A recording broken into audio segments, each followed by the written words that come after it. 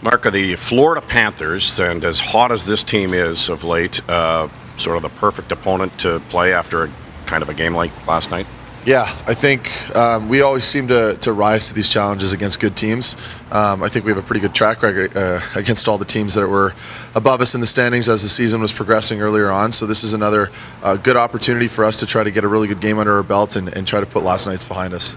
I mean, it was a frustrating game, a terrible start by us, and we just got to regroup today, and it's a really important back-to-back the next couple of days, so we're going to have to come with our best start tomorrow night.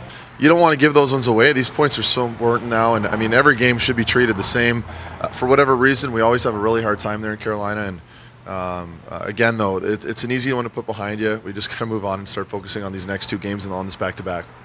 We've been good at rebounding in games and coming out with a real good effort the next night, so that's what we're going to have to do tomorrow, and today's a good day to do that.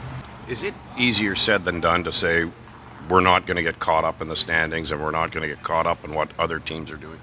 I think earlier on in the year, maybe before Christmas, you can say that you're not really paying a ton of attention to it. I'd still like to think that you're not letting that dictate how you're going to feel every day, but I mean, yeah, it's there, it's obvious, it's in your face, you hear about it all the time, so it's hard not to pay attention to see where everyone's standing right now with regards to what place you're in, and that's the fun of the game, right? You try to get to the top, and when you start losing games here and there, you make life a lot more difficult for you. So we have, like I said, we have a good opportunity here to start gaining some more traction again. What's the approach tomorrow, or what do you sort of expect tomorrow with a game against Florida? Below you in the standings, but a team that has been one of the hotter teams in the league of late.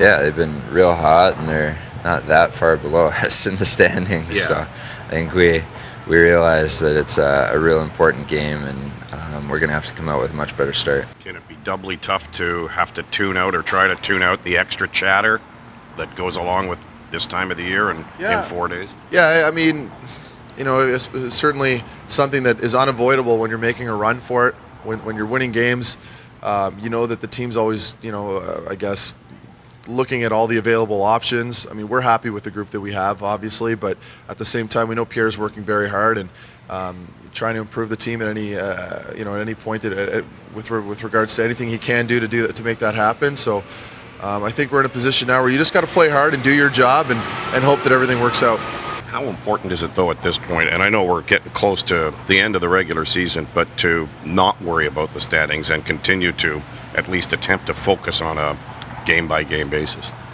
Yeah, it's tough because you see the standings, you see where you are, you see how close teams are getting to you, and but at the same time, we just gotta worry about leaning on our structure, playing our game, and kind of the process that goes into having success and winning games, and that's what we've done so far this year, and that's what we got to keep doing.